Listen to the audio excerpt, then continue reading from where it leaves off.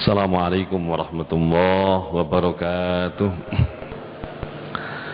Bismillahirrahmanirrahim. Alhamdulillahilladzi faddala syahra Ramadan ala sairi suhur wa fataha fihi ijabatal lisailin. Asyhadu an la ilaha illallah wahdahu la syarikalah wa asyhadu anna sayyidana wa nabiyyana Muhammadan abduhu wa rasuluh imamus shaimin sayyidul awwalin wal akhirin. Allahumma salli wa sallim wa barik wa adhim wa majid wa karim ala sayyidina wa nabiyyina wa maulana Muhammad wa ala alihi wa ashabihi alladhina jahadu anfusahum wa tahharu qulubahum min amradil batin faradiyallahu ta'ala anhu wa radu'an. Ulaika hizbullah ala inna hizballahi humul muflihun. Para hadir-hadirah jamaah salat fardu subuh Masjid Agung Jamek Kota Malang yang semoga senantiasa dimuliakan Allah Subhanahu wa taala. Alhamdulillah atas izinnya di pagi hari ini Allah masih memudahkan kita melangkahkan kaki, mengayunkan tangan menuju masjid ini untuk memenuhi panggilannya, melakukan sholat fardu subuh dengan berjamaah. Senyampang itu kita bisa melakukan iktikaf di masjid yang kita cintai ini, silaturahim dengan sesama jamaah dan thalabul ilm. Semoga Allah senantiasa memberikan kemudahan-kemudahan seperti ini sampai di penghujung akhir Ramadan ini khususnya. Dan Allah pastikan kita bagian dari hambanya yang senantiasa mendapatkan kesempatan menemui Ramadan di tahun-tahun yang akan datang. Allahumma amin.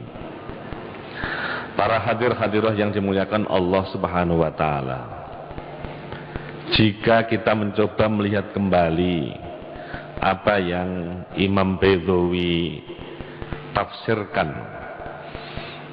yang menarik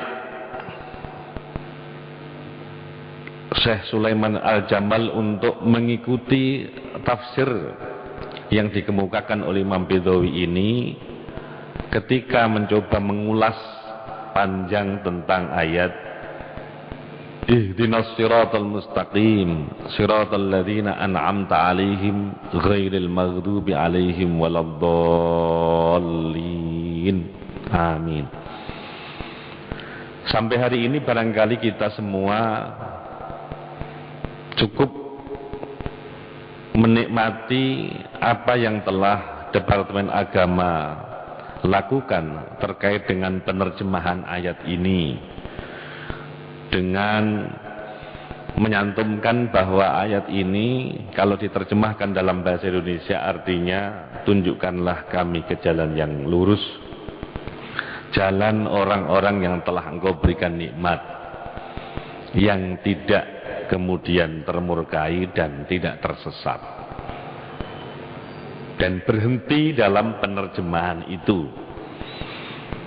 Jarang di antara kita yang mencoba bertanya lebih detail, lebih konkret, lebih jelas kira-kira yang kita pinta dari Allah Subhanahu wa taala saat kita membaca ayat ini itu apa. Beruntung kita dimudahkan oleh Imam Baydhawi ketika beliau mengulas ayat ini. Beliau nyatakan bahwa sesungguhnya kita dalam rangka meminta hidayah, petunjuk kepada Allah Subhanahu wa taala. Tetapi beliau nyatakan bahwa sesungguhnya Allah ini telah memberikan beberapa hidayah sebelumnya kepada kita, sebelum kita meminta, sebagaimana di dalam surat Al-Fatihah itu.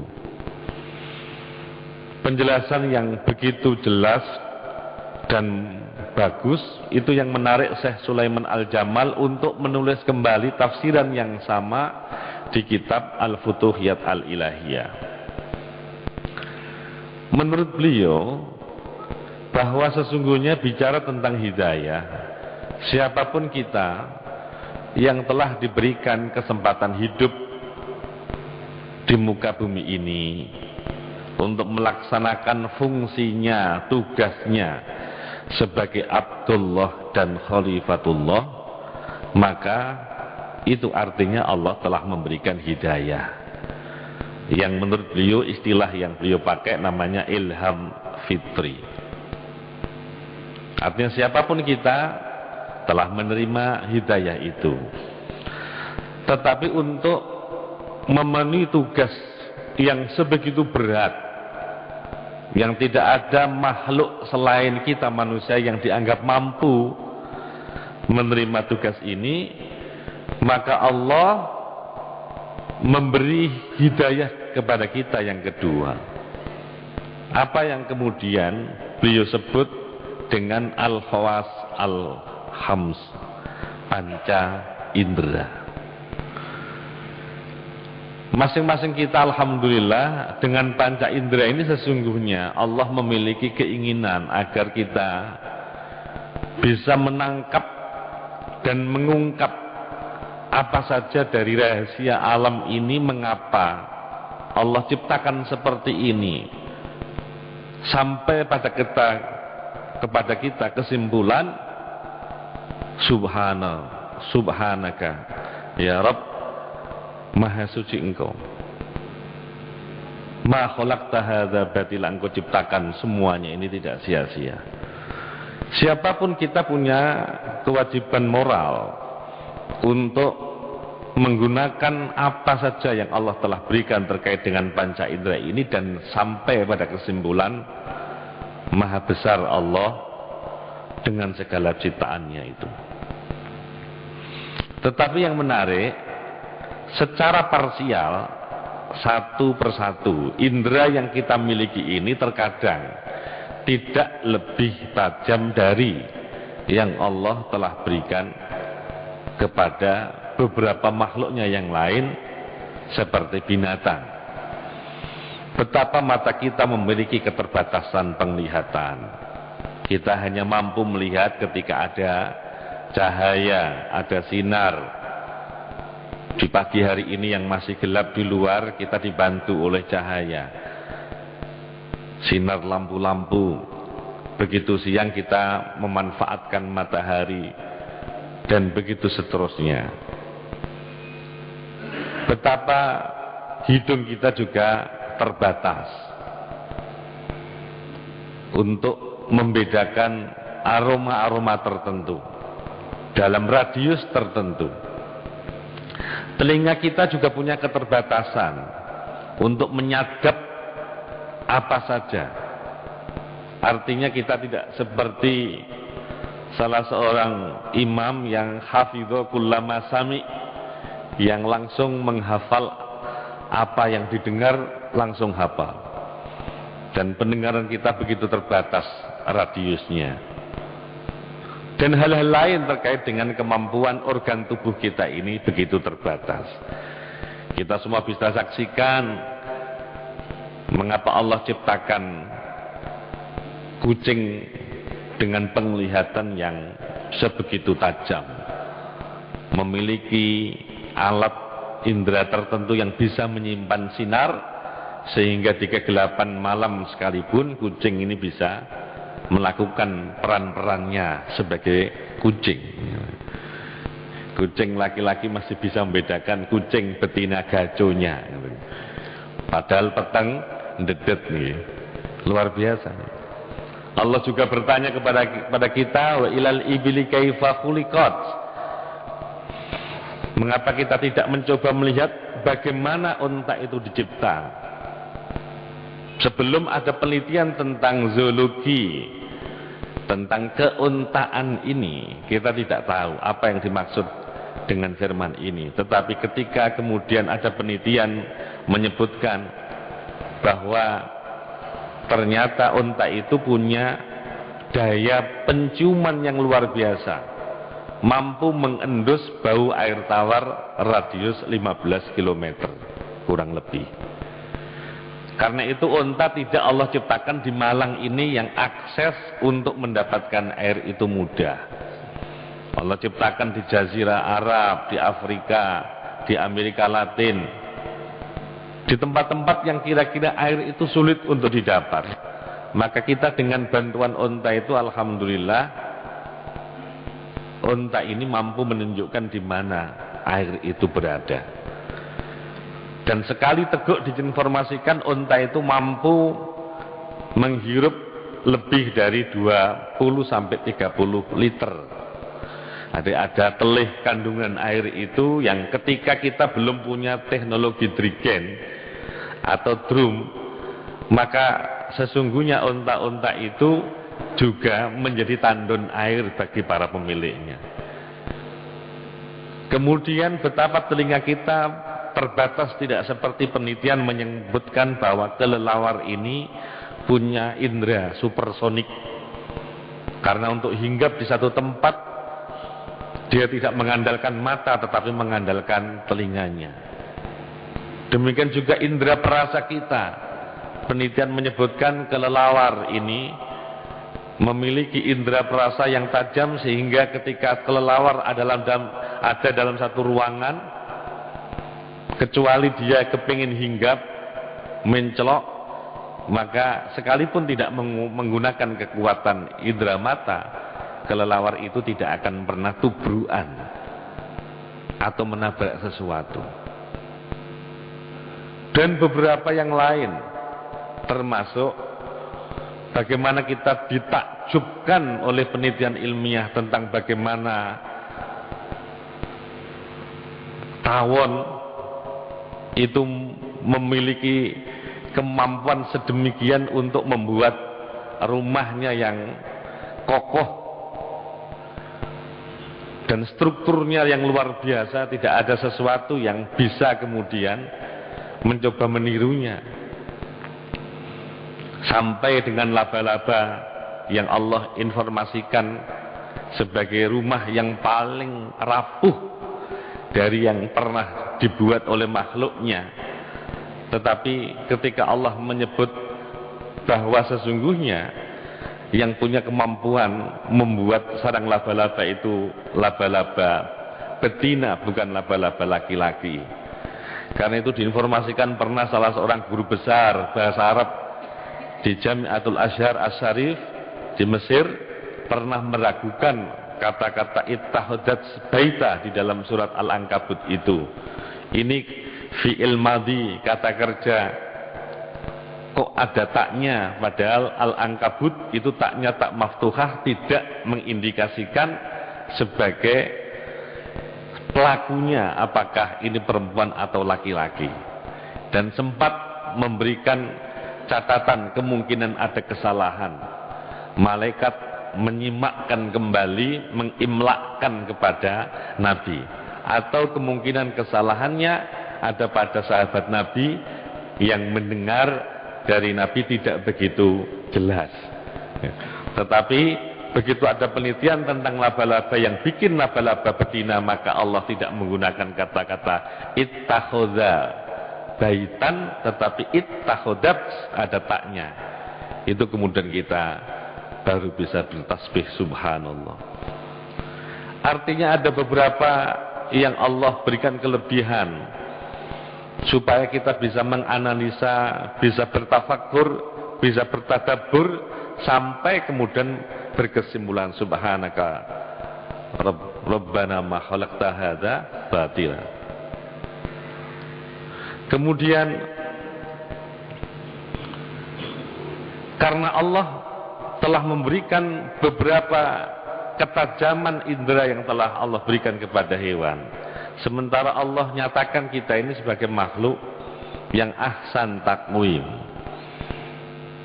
Tidak saja ahsan takwim itu dari perspektif bagaimana kita bisa berdiri tegak, tapi lebih dari itu karena kita diberikan indera lebih, diberikan hidayah lebih yang oleh Imam Baidawi disebut dengan al-basirah, as-sarirah, kemudian diterjemahkan secara bebas akal pikiran.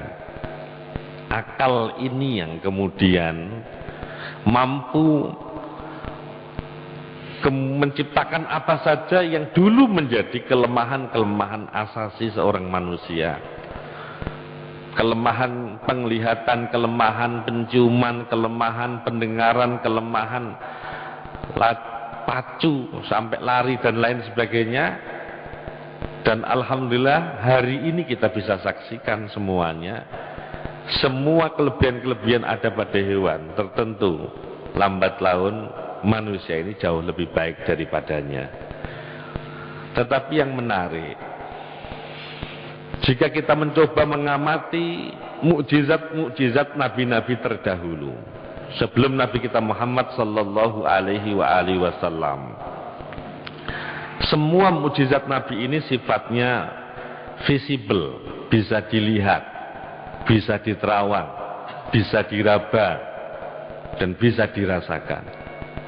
Sekalipun Nabi juga masih diberi kesempatan yang sama. Mengapa begitu? Ada satu kesimpulan yang dilihat, diamati oleh seorang filosof namanya Auguste Comte. Kira-kira kalau orang Jawa ini Agus Sukamto gitu ya.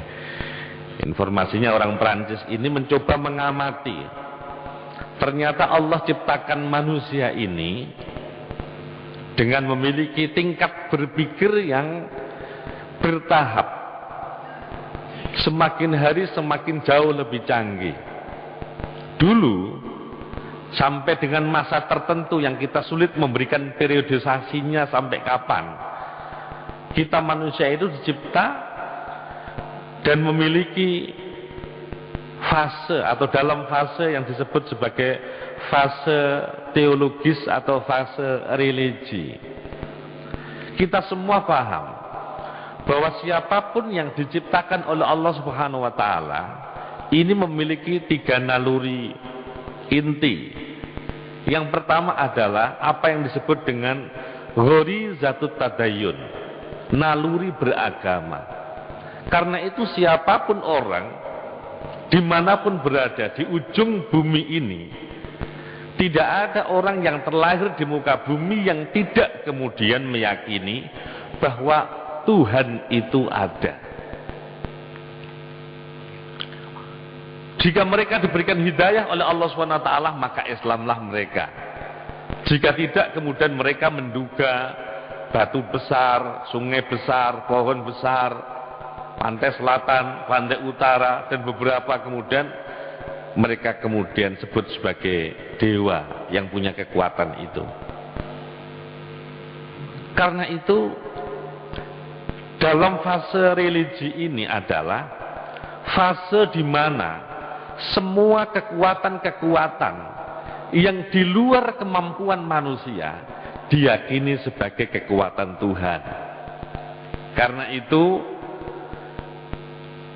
umat nabi-nabi terdahulu ketika minta agar seseorang yang mengaku nabi itu bisa dipercaya sebagai Rasul Allah SWT, maka mereka minta bukti.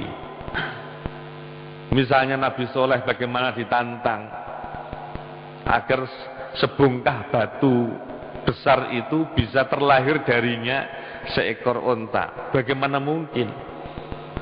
Batu itu benda mati, dipaksa untuk mengeluarkan, memunculkan benda hidup. Kalau itu tidak dituruti, maka mereka tidak akan lagi mempercayai nabi-nabi Allah dan Rasulnya itu. Nabi Isa dipaksa, ada orang sakit dimintakan kesembuhannya darinya. Satu waktu ketika melintas di satu kuburan, Nabi Isa juga dipaksa.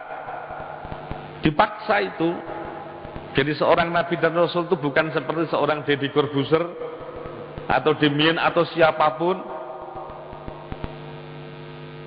yang memiliki kecanggihan, kecepatan tangan atau tipuan mata atau yang lain yang bisa direkonstruksi, yang bisa diulang-ulang dan bisa dipelajari. Mukjizat itu bukan sesuatu yang kemudian menempel lekat menjadi kemampuan seorang nabi. Sekali itu diminta dibuktikan, sekali itu kemudian dibuktikan, selesai. Minta yang lain lagi. Nabi Isa diminta untuk menghidupkan orang yang mati. Itu bukan yang mati suri, bukan orang yang mati 1-2 hari, yang sudah ratusan tahun. Karena mereka yang dibangkitkan itu bisa diajak dialog. Siapa Anda, dari mana Anda, berapa usia Anda ketika meninggal, itu masih bisa cerita, sekalipun tidak lama kemudian meninggal kembali. Tetapi itu bukan rekayasa. Ini murni sebuah kekuatan yang tidak seorang pun termasuk Nabi ini bisa tanpa kekuatan Allah SWT. Karena itu fase religi ini adalah fase di mana siapapun meyakini ada kekuatan yang kekuatan itu tidak umum dimiliki orang lain, dianggap sebagai kekuatan Tuhan. Sekalipun itu tidak mudah. Orang-orang yang masuk dalam kelompok Bani Israel itu sering sekali, karena setiap nabi yang diminta untuk membuktikan dirinya sebagai nabi dengan mengeluarkan satu kemampuan tertentu di luar kemampuan yang dimiliki orang itu, Allah dulu nyatakan kepada nabi dan rasul itu, katakan kepada mereka setelah dibuktikan mau iman atau tidak. Kalau iman dipenuhi, kalau tidak iman maka Allah tidak memenuhi. Mereka kemudian nyebut, ya nanti kami akan beriman. Itulah yang kemudian Allah menyebut dalam Al-Quran, namanya misaqan ghalidha, janji yang kuat.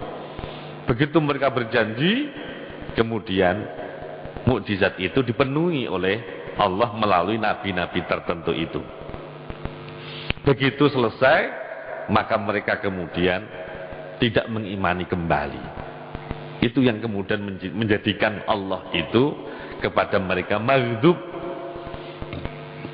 karena mereka sering sekali minta sesuatu terpenuhi dan kemudian mengabaikan janji-janji mereka.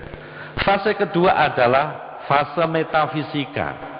Sesungguhnya ini model penyederhanaan dari yang pertama, karena ada kekuatan-kekuatan yang diyakini di luar orang itu karena kekuatan supranatural, di luar kemampuan fisik seseorang itu. Sampai kemudian fase ketiga, apa yang disebut dengan fase ilmiah. Ada yang menyebut fase positivistik, fase di mana segala sesuatu itu kemudian dicoba untuk dinalar, dan itu kira-kira sudah masuk masa kenabian Nabi kita Muhammad sallallahu alaihi wasallam. Karena itu Al-Quran yang diturunkan oleh Allah itu tidak akan pernah out of date, tidak akan pernah kadaluarsa, karena Allah mencipta Nabi Muhammad ini menjadi seorang nabi akhir zaman. Karena itu apapun yang akan terjadi mulai dilahirkan Nabi Muhammad sampai akhir nanti, Al-Quran itu mampu ya, untuk ditantang berkenaan dengan aspek baik itu yang tersurat maupun yang tidak tersurat, yang eksplisit dari ayat-ayat itu maupun yang implisit dari ayat-ayat itu, sampai kapanpun. Dan Allah itu membuat tantangan sampai 3 kali. Sekalipun masing-masing kita ini bersekutu mencipta sebagaimana Al-Quran, kita tidak akan pernah mampu. Dan sampai hari ini kita tahu betapa akal kita ini semakin hari semakin maju, semakin hari semakin maju, karena kita masuk dalam fase ilmiah atau fase positivistik ini. Hari ini, dulu barangkali sesuatu hal yang kita anggap mustahil, ya, mohon maaf, tanpa harus bermaksud untuk mengungkit-ungkit perbedaan pendapat mengapa kita mengawali Ramadan itu berbeda. Yang diinformasikan, jika masih metode orang-orang itu seperti itu, laporan dari Buska kemungkinan ini sampai tahun 2015 juga akan ada perbedaan. Sebelum kita kemudian duduk bersama dan mensepakati menentukan sejumlah Ru'yatul Hilal itu mungkin untuk dilihat atau tidak itu dengan menggunakan derajat tertentu. Kalau masih kemudian memiliki perbedaan imkan ru'yah dan wujudul hilal di satu pihak, maka tidak akan pernah ketemu. Misalnya Malang yang kebetulan lokasinya dikitari oleh gunung-gunung sehingga tidak mudah kita melakukan ru'yah di kota Malang ini. Maka kita minta bantuan kepada orang-orang untuk melakukan ru'yah itu. Kalau tidak di Condro, di Po, di Gresik, di Tanjung Kodok, kemudian di Tuban, di pelabuhannya pabrik semen Gresik itu, kemudian di Ngliyep dan di banyak tempat. Dan coba kita bayangkan waktu itu, ketika akses dari satu tempat ke tempat lain, baik itu transportasi maupun komunikasi sangat terbatas. Maka kalau Malang ini mengandalkan informasi besok ini Syawal, besok ini Ramadan, dengan menggunakan ru'yah, maka bisa dimungkinkan informasi itu kita dengar mungkin lebih dari jam 12 malam. Karena ru'yah itu dilihat, begitu huruf itu artinya masuknya matahari ke arah barat, maka baru diketahui apakah mungkin ada ru'yah atau tidak. Kemudian yang melakukan akan sholat maghrib duluan, pulangnya dari Ngiliyep ke Malang, dari Condro Dipo di Gresik atau dari Lamongan, nyampe di Malang itu dengan menggunakan transportasi yang terbatas waktu itu, ya. Sangat dimungkinkan kita ini sering terlambat untuk memulai awal Ramadan maupun awal Syawal. Karena itu kemudian kalau ada inisiatif seperti Pondok Gading dulu, Allahyarham Kiai Yahya menginisiasi untuk mengawali Ramadan dan Syawal itu menggunakan hisab dalam konteks Malang waktu itu, saya kira kita dimudahkan. Karena bisa kemudian kita lihat tidak saja besok 1 hari, 2 hari, min 60 hari, min 1 tahun, bisa kemudian kita prediksi kira-kira kapan kita akan memulai Ramadan dan memulai awal Syawal. Itu dulu. Tetapi dengan kecanggihan teknologi yang sedemikian ini, tidak saja kita bisa hadir langsung di beberapa tempat, beberapa titik yang bisa digunakan ru'yat. Secara live, kita bisa mengikuti dari rumah perkembangan di beberapa titik tentang pelaksanaan ru'yatul hilal itu. Karena itu kemudian ada yang mencoba memberikan informasi, maka sesungguhnya Malang dengan berhenti pada hisab saja, dan daerah-daerah lain yang kira-kira aksesnya dari satu tempat ke tempat lain, komunikasi, transportasi belum memungkinkan seperti ini, ya, maka berbeda kasusnya jika sekarang ini kita bisa mengikuti ru'yatul hilal itu dari kamar kita masing-masing. Karena itu kecanggihan nalar dan berpikir orang dari tahun ke tahun yang sedemikian baik. Dulu orang tahun 2000-an punya HP, ini elit, karena hanya komunitas tertentu, orang yang super sibuk, yang tidak mungkin ditemui setiap saat di rumah, di kantor, yang mobile kesana kemari, maka menggunakan handphone itu sebuah strategi yang jitu untuk membicarakan bisnisnya dan lain-lain.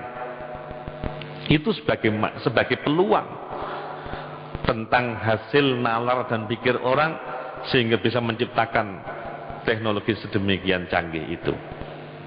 Hari ini kalau kita kemudian memborong kitab-kitab, tidak saja kutubut tis'ah, kitab-kitab yang dikarang oleh satu madhab tertentu saja, akan ada ratusan, mungkin ribuan.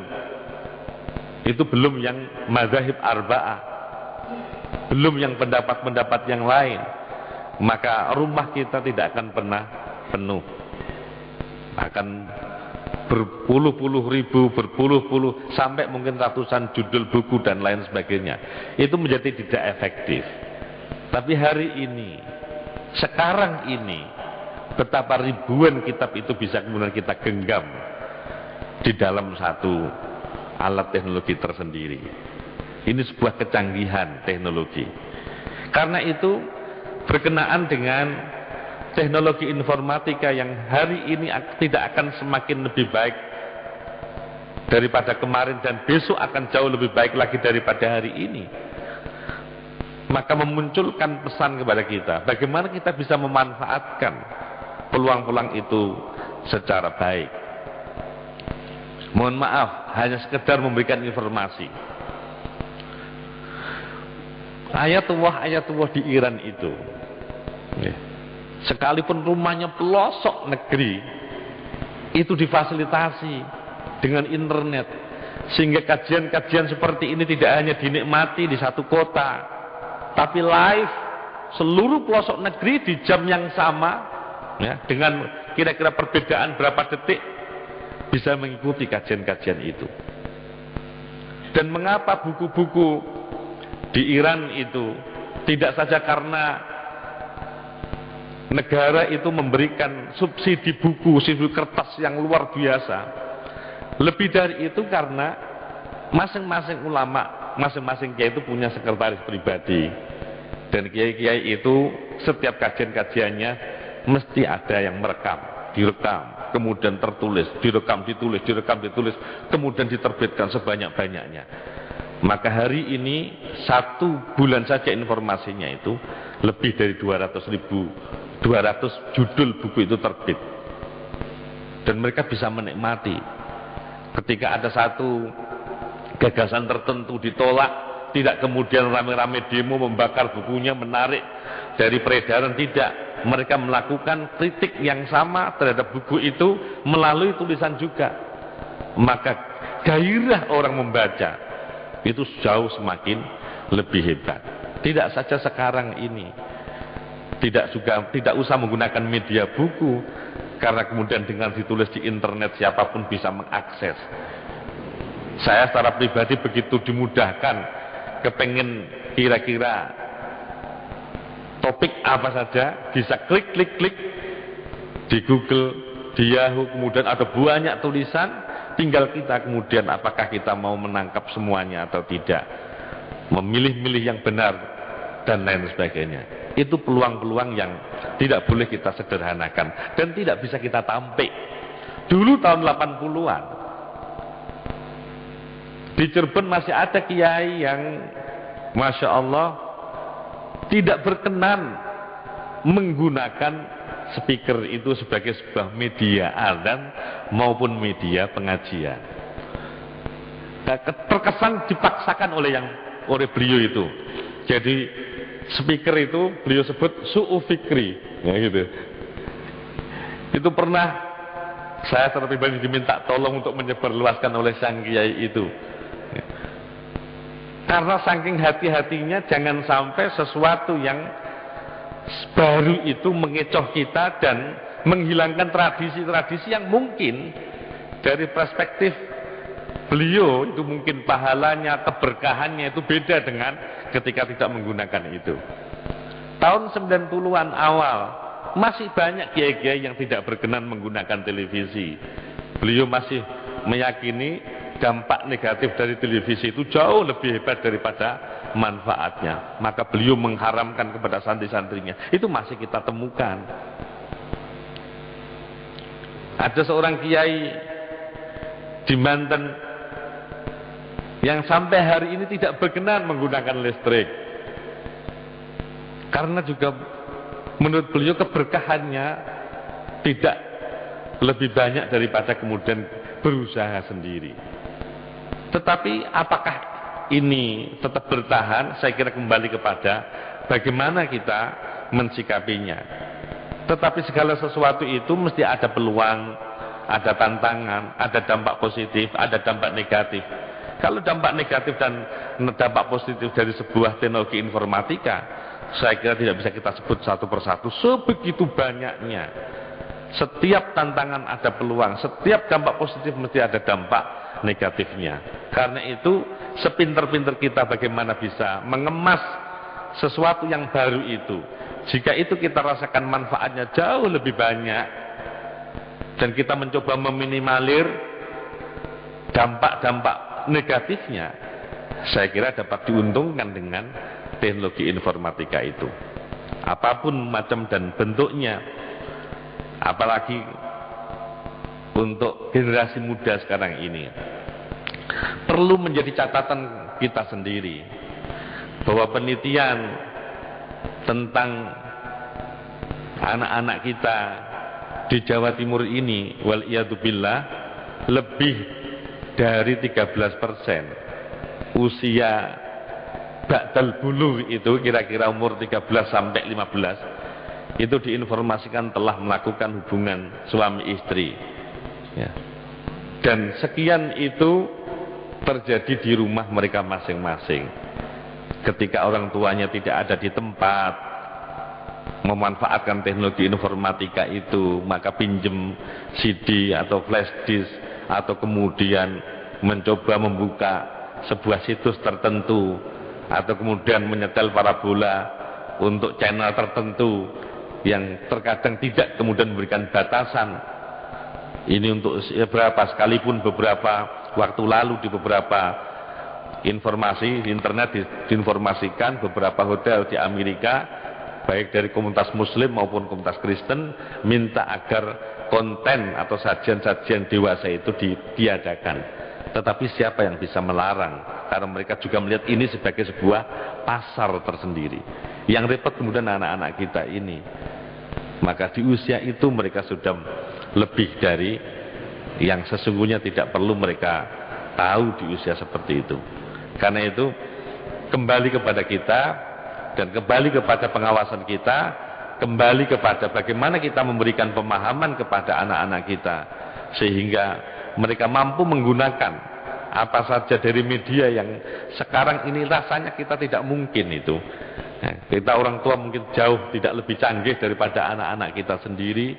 Dan di beberapa HP berkali-kali itu dulu ada Bandung Asmara, ada Surabaya Asmara, sekarang itu sudah ada di Wajah Asmara dan lain sebagainya.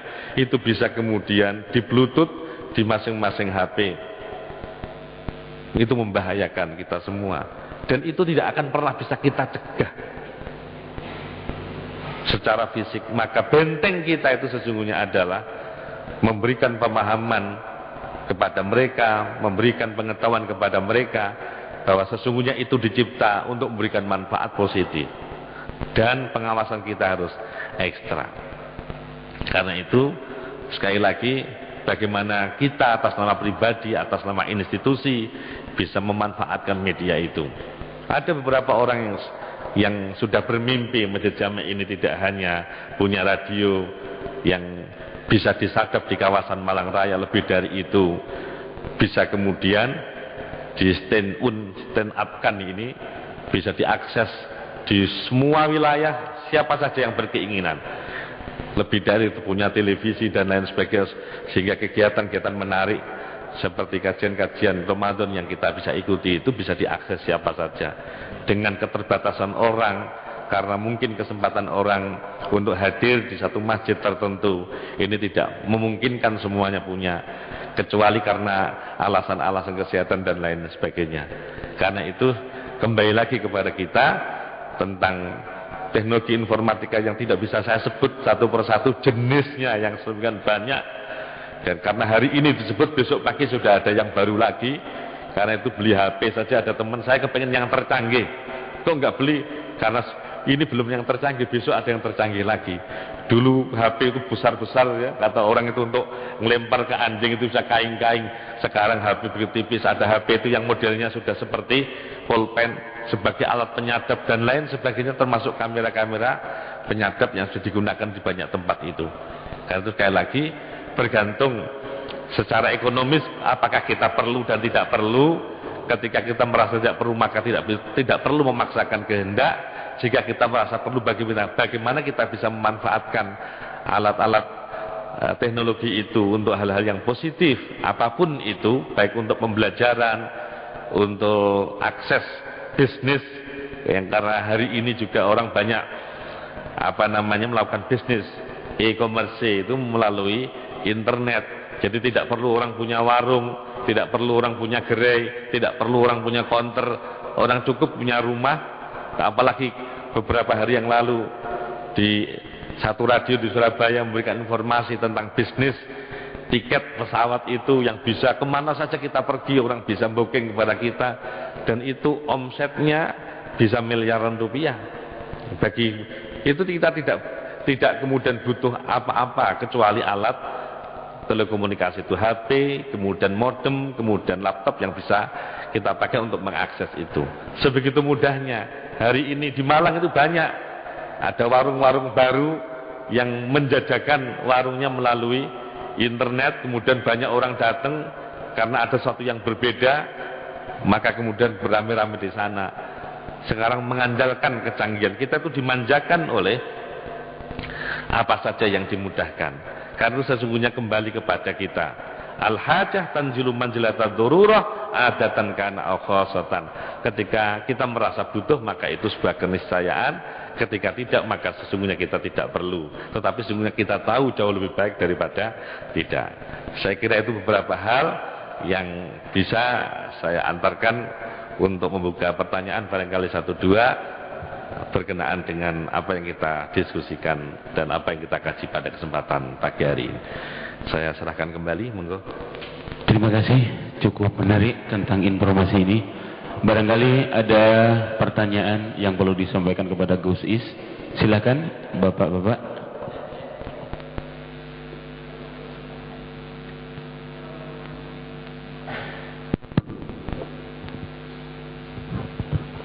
Terima kasih. Assalamualaikum warahmatullahi wabarakatuh. Waalaikumsalam warahmatullahi wabarakatuh. Sekarang ini orang lebih mengandalkan teknologi, baik itu melalui internet maupun apa saja. Kita percaya itu. Bahkan ada yang menyebutkan itu lebih hebat daripada mukjizat yang dulu, karena kita bisa mengakses apapun dari internet dan sebagainya. Yang saya tanyakan adalah, kita sebagai umat Islam masih percaya bahwa ada tangan-tangan yang tidak kelihatan yang diatur oleh Allah Subhanahu wa taala, sehingga kita sebagai umat Islam lebih mengandalkan yang namanya takdir, yang namanya nasib dan seterusnya. Sedangkan yang kelihatan ini dapat diukur outcome-nya, hasilnya itu secara nyata. Namun, maaf saja, kalau kita sebagai umat Islam itu lebih mengandalkan daripada takdir dari Tuhan, ketentuan dari Allah Subhanahu wa taala.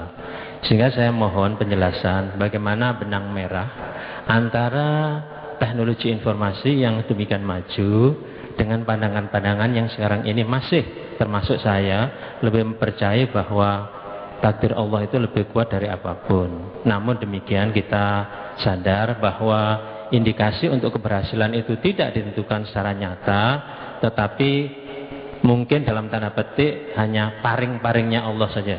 Jadi ada di situ yang sifatnya real, nyata, empiris dari teknologi informasi, tetapi dari agama Islam itu masih lebih banyak mengandalkan daripada takdir, paring-paring dari Allah Subhanahu wa taala. Namun bagi saya pribadi lebih besar kecenderungannya atas nama takdir dan pemberian Allah itu dibandingkan dengan yang empiris tadi. Oleh karena itu saya mohon penjelasan dari Ustadz benang merah yang menghubungkan antara yang satu dengan yang lainnya ini, sehingga bisa memberikan dampak positif bukan saja kepada kita tapi sebagai umat Islam secara keseluruhan. Terima kasih. Assalamualaikum warahmatullahi wabarakatuh. Assalamualaikum warahmatullahi wabarakatuh. Pertanyaan menarik. Tanpa harus kita mencoba mendikotomikan antara apa yang tadi ditanyakan dengan penemuan-penemuan canggih hari ini. Karena itu juga bagian dari, karena sudah nyata maka saya sebut takdir. Sesuatu yang belum nyata itu qadha.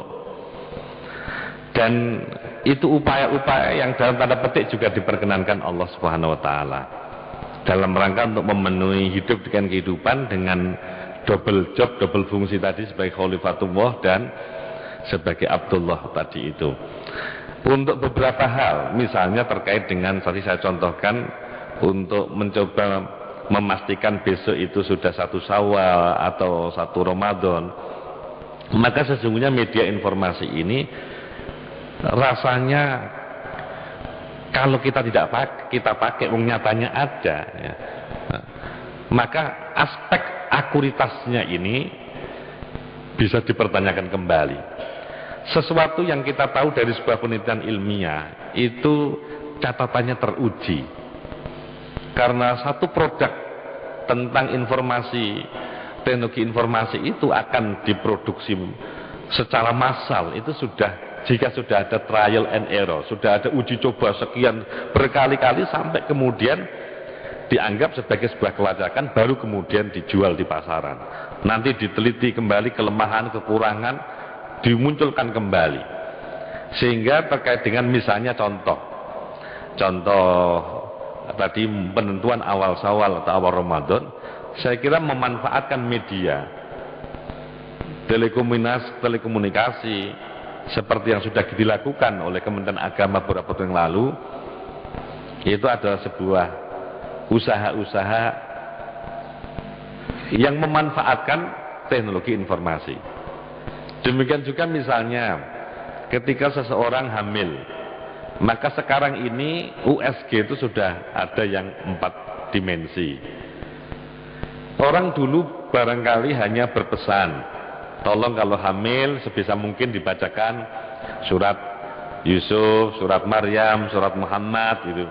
Dan beberapa surat yang lain, ada satu ijazah tertentu sampai 9 surat yang perlu dibaca bagi seorang ibu yang hamil kemudian diminumkan. Penelitian menyebutkan ternyata janin itu usia 4 bulan itu sudah mampu merespon.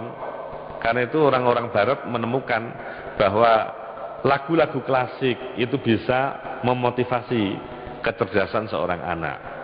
Dan USG yang 4 dimensi ini satu waktu pernah didemonstrasi bagaimana seorang itu bisa dilihat ya. Jadi ya, seorang anak itu bisa membaca bagaimana yang ada dalam benak ibunya. Pernah satu waktu didemonstrasikan di Jakarta, ada seorang bapak dan ibu. Sesungguhnya seorang bapak ini punya kesiapan untuk mengantar istrinya, harus berobat, harus sebagaimana disarankan oleh dokter, karena kebetulan punya agenda yang lain yang tidak dikomunikasikan kepada istrinya, dan istrinya juga tidak mengkomunikasikan jadwalnya, sehingga hari itu mestinya harus berobat, harus cek, harus kontrol. Ini suaminya mestinya beralasan untuk, kalau bisa tidak hari ini, saya tidak punya cukup waktu hari ini. Ada debat yang memaksakan sang suami harus ngalah. Ketika mengalah itu, seorang istri masih setengah hati diantar oleh sang suami yang tidak dirasakan seikhlas-ikhlasnya. Itu di sebuah tayangan USG 4 dimensi itu kelihatan anaknya murung. Maka seorang dokter yang sudah memahami lebih awal alat itu kemudian nanya, "Ibu ada masalah ya dengan bapak?" "Enggak ada Pak." "Enggak, jangan dibohongi. Ini anaknya kelihatan murung. Murungnya itu karena tangannya di atas itu." Kemudian coba ibu sama bapak ini saling minta maaf. Kemudian minta maaf seikhlas, kemudian anak itu kemudian diturunkan. Itu. Ini mendekati kebenaran. Artinya yang 4 dimensi itu, yang dulu USG yang belum 4 dimensi ini pernah, karena namanya juga sebuah deteksi yang memungkinkan ada kelirunya. Pernah ada seorang teman yang di USG itu katanya ini anaknya lahir kembar laki-laki, ternyata lahir satu perempuan. Itu tidak sama sekali benar. Jadi kecanggihan teknologi ini tetap menjadi sebuah piranti, menjadi sebuah media, menjadi alat, dan tidak menjadi penentu. Karena itu jika itu dipakai misalnya untuk alat kesehatan mendeteksi kira-kira si A si B itu kapan kemudian meninggal, saya kira tidak bisa alat ini memberikan kepastian. Karena 4 hal yang disebut mafatihul ghaib, di mana orang tidak memiliki kemampuan mengakses itu. Kapan kita hidup, kemudian apa yang akan kita lakukan, dan kapan kita mati, fabi ai ardin tamut, itu saya kira kita punya dan persoalan rezeki. Dulu ketika ada USG, ada di antara kita yang setengah liberal itu mentang-mentang ini mestinya Allah tidak mengklaim bahwa mafil arham, apa saja yang dalam kandungan ini bukan merupakan ilmu Allah semata-mata, karena sekarang manusia tahu. Bukan itu persoalannya, bukan sekedar mendeteksi jenis kelamin, kemudian berat, tinggi anak itu, lebih dari itu, karena Allah sejak di usia kandungan sudah kemudian memberikan catatan. Allah itu kan maha tertib administrasi. sebelum menciptakan makhluknya, Allah itu sudah menskenario siapa akan dilahirkan oleh siapa, kira-kira masa waktu dia hidup di dunia itu sampai berapa tahun, kemudian berapa galon dia akan minum, berapa ton dia akan makan, berapa kilometer rokok akan dia hisap, itu semua sudah ada. Tetapi itu namanya qadha. Allah memberi ruang kepada kita agar kita berdoa. Karena Allah nyatakan itu, yamhullahu ma yasha wa yuthbitu wa indahu umul kitab. Ada hal-hal yang kita itu boleh dalam tanda petik mengintervensi Allah, memohon kepada Allah, mengajukan kepada Allah. Ud'uni astajib lakum. Kita diminta berdoa ketika kita tidak tahu apakah umur kita sepanjang misalnya umur 100 tahun, umur 200 tahun, misalnya kita tidak tahu. Kita hanya kemudian diminta panjangkan umur kami ya Allah dalam ketaatan-Mu dan lain sebagainya. Saya kira itu harus memang diberikan catatan bahwa kita tidak boleh arogansi, tidak boleh kesombong dengan penemuan-penemuan teknologi itu, kemudian kita merasa jauh lebih wah daripada Allah Subhanahu wa taala pencipta kita. Sampai hari ini siapapun tidak pernah bisa buat telur. Jepang itu pernah merekayasa membuat telur yang nanti akan ditetaskan sebagaimana telur yang alami dari seekor ayam itu. Dengan struktur yang sama, ada kuning telurnya, ada putih telurnya, tetapi ternyata setelah dieramkan itu tidak menetas. Subhanallah. Jadi itu di luar kemampuan kita. Ini persoalan ruh yang memiliki sesungguhnya hanya Allah. Yas'alunaka 'anir ruh. Ruh itu hanya persoalan Allah Subhanahu wa taala. Jadi saya kira itu hanya sebagai media. Media bagaimana kita bisa mengambil manfaat untuk kepentingan dakwah Islam, untuk memanfaatkan implementasi atau penerapan hukum Islam. Saya juga nggak tahu apakah satu waktu akan ada sebuah teknologi canggih bagaimana orang tawaf itu sudah tidak lagi berputar tapi sudah menggunakan eskalator itu, muter sendiri gitu. Bagaimana kemudian kita, kalau dulu orang ketika masih marma ini belum diperlebar, belum diperluas, orang begitu berjubel untuk kemudian melempar jumroh itu. Ya, barangkali lempar jumroh itu bisa satu waktu itu dengan tombol dari jarak yang ditentukan sehingga orang tidak perlu antri banyak-banyak. Tinggal tet apa begitu satu waktu mau alam bisawab. Bukan tidak mungkin semua kemudian akan berubah. Ya, tetapi sekali lagi ya tinggal kesepakatan kita, ada wilayah-wilayah yang tidak boleh dirubah. Sampai hari ini pun masih ada persoalan perluasan Mas'a, kemudian perluasan Mina dan lain sebagainya, itu di antara kita masih memperdebatkan. Apalagi untuk hal-hal yang lebih dari itu yang sampai hari ini barangkali kita tidak bisa memastikan apa yang akan terjadi, karena orang kelencerannya sudah tidak lagi ke Singapura, ke Australia. Ini orang Belanda sudah nantang ngelencernya ini di Mars, di planet Mars.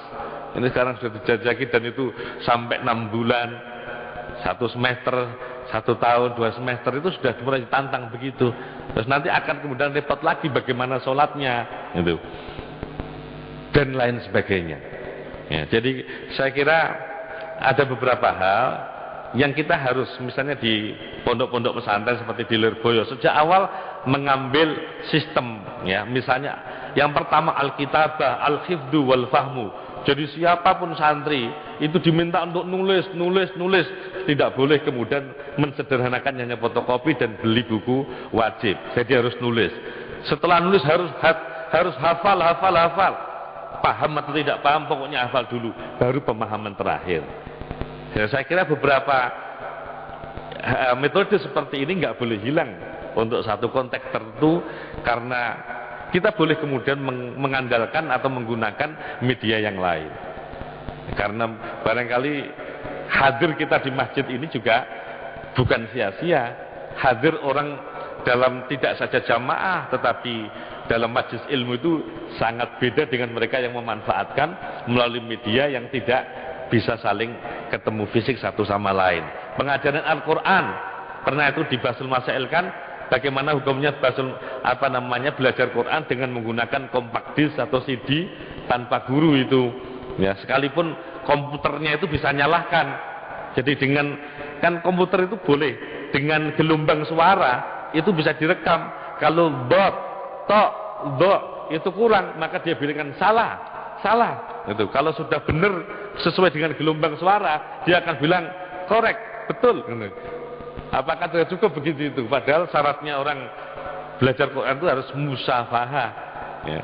Harus adu lambe, gitu. Harus tahu bagaimana. Terus tapi orang itu memanfaatkan itu, apalagi di usia yang sudah cukup tua, belajar kembali yang mestinya tidak malu, sudah merasa malu, maka barangkali itu sebagai media awal untuk kemudian ditasih kepada mereka yang telah benar bacaannya. Saya kira sebagai media saja boleh. Jadi sekali lagi terkait dengan takdir tadi itu persoalan bagaimana satu alat tertentu mendeteksi ini kira-kira nggak berumur panjang ini. Oh ini bisa saya kira itu semua adalah ketentuan Allah dan itu termasuk mafatihul ghaib yang kita sampai hari ini hanya bisa mereka-reka. Yang kita ambil itu hanya kulit-kulit saja, tetapi ada yang substansi yang kita sama sekali tidak memiliki kewenangan sampai lebih dari itu. Saya kira begitu. Saya kira karena waktu, Ustaz, sebentar lagi ada pengajian manasik. Jadi karena keterbatasan waktu, kita sudahi sampai di sini. Dan untuk terakhir kali kita ikuti doa. Dan dari kami akhiri. Wassalamualaikum warahmatullahi wabarakatuh. Wassalamualaikum warahmatullahi wabarakatuh. Terima kasih. Intinya adalah bagaimana kita bisa memanfaatkan itu secara baik dan benar. Karena ada redaksi dari Sayyidina Ali karomah wajah, kita juga tidak boleh meninggalkan anak-anak kita buta tentang informasi itu. Dalam satu redaksi Sayyidina Ali pernah sampaikan itu. Jadi alimu auladakum, ajarilah anak-anakmu itu tidak sebagaimana yang kita pernah tahu. Mengapa? Karena mereka tercipta li ghairi zamanikum. Karena anak-anak kita itu dicipta yang memanfaatkan waktu, tidak waktu yang kita pakai. Karena kita meninggal, anak-anak kita keluarga masih terus, maka kita diminta untuk memberikan ilmu-ilmu apa saja yang strategis, bagaimana anak-anak itu tidak kemudian buta terhadap informasi itu. Karena ketika Nabi mensarankan bagaimana anak-anak kita ajari rimayah, sibahah, itu dalam konteks kekinian barangkali bisa diambil substansinya. Tidak saja mengapa renang itu disarankan, rimayah disarankan, berkuda disarankan, kira-kira yang substansi itu apa, dan itu kemudian bisa kita kemas dalam konteks kekinian dalam wujud yang berbeda, tetapi secara substansi sebagaimana yang diinginkan oleh Nabi kita Muhammad sallallahu alaihi wasallam. Karena hari ini proteksi agama itu tidak hanya dengan rimayah, tidak dengan panah, lebih dari itu. Karena itu bagaimana kita bisa menjaga diri anak-anak kita dan semuanya ini, ya senantiasa doa adalah satu hal yang efektif. Karena kita tidak akan pernah mengikuti anak kita kemana saja anak kita itu pergi.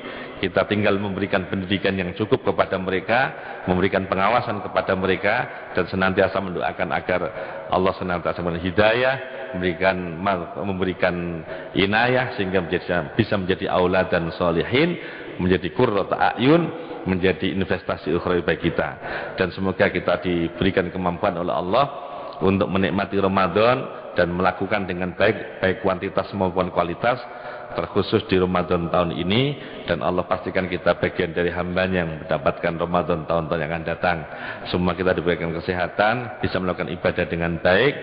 Allah berikan umur panjang kepada kita, rezeki yang halal yang barokah. Jika ada di antara kita, keluarga kita, guru-guru kita yang sekarang ini sakit, di rumah maupun di rumah sakit, semoga Allah senantiasa memberikan kesembuhan, syifaan la yughadiru saqaman wala alama. Jika ada di antara kita, keluarga kita, guru-guru kita telah meninggalkan kita, termasuk para orang yang pernah mewakafkan masjid ini, yang pernah membangun masjid ini, yang pernah memberikan kontribusinya, pikirannya, tenaganya menjadi takmir di masjid ini, dan orang yang aktif pernah menjadi jamaah masjid ini, semoga Allah senantiasa memberikan maghfirah, rahmah dan surga Allah SWT.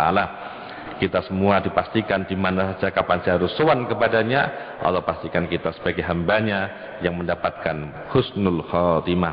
Ala hadiniyah wa ala sallallahu wa ala Mustafa Rasulillah sallallahu alaihi wasallam. Al-Fatihah.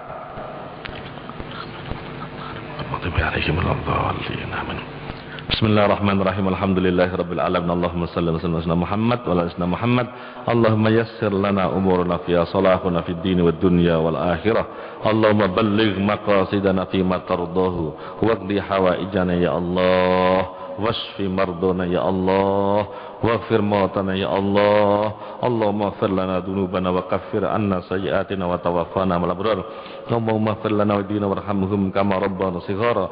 Allahumma ighfir lana ma habba wa asana ilaina wa liman awsana bid-du'a. Allahumma ahsin akibatana fil umuri kulliha wa ajirna min khizyid dunya wa adzabil akhirah. Allahumma arzuqna faman nabiyyin wa hifdzal mursalin wa ilmal malaikatil muqarrabin fuduhal arifin. Allahumma arzuqna rizqan halalan thayyiban barakan fih wa umuran tawila khairan qariba wa syarran ba'ida wa tijaratan tabur. Allahumma ij'alna wa auladana talaminan ahlil ilmi wa ahlil khair wa la taj'alna wa iyyahum min ahli sarri wa dhair. Allahumma fariqal furqan wal Qur'an bil hikmati wal bayan. Barikallahumma lana fi syahr Ramadan. Barikallahumma lana fi syahr Ramadan. Barikallahumma lana fi Ramadan. Wa idhumma alina sinina ba'da sinin a'waman ba'da a'wam ala ma tuhibbu wa tarda ya dzal jalali wal ikram. Allahumma ajirna minan nari salimin. Allahumma ajirna minan nari salimin. Allahumma ajirna minan nari salimin wa adkhilna al jannata aminin wa alhiqna bis salihin wa matina bin nadi wa ila wajhikal karim ya rabbal العالمين. ربنا آتنا في الدنيا حسنة وفي الآخرة حسنة وقنا عذاب النار وادخلنا الجنة مع الأبرار يا عزيز يا غفار يا رب العالمين. وصلى الله على سيدنا محمد والحمد لله رب العالمين. أشهد أن لا إله إلا الله أستغفر الله أسألك رضاك والجنة وأعوذ بك من سخطك والنار. أشهد أن لا إله إلا الله أستغفر الله أسألك رضاك والجنة وأعوذ بك من سخطك والنار. أشهد أن لا إله إلا الله أستغفر الله أسألك رضاك والجنة وأعوذ بك من سخطك والنار. والله أعلم بالصواب. سبحان ربك رب العزة والسلام والحمد لله رب العالمين. السلام عليكم ورحمة الله وبركاته.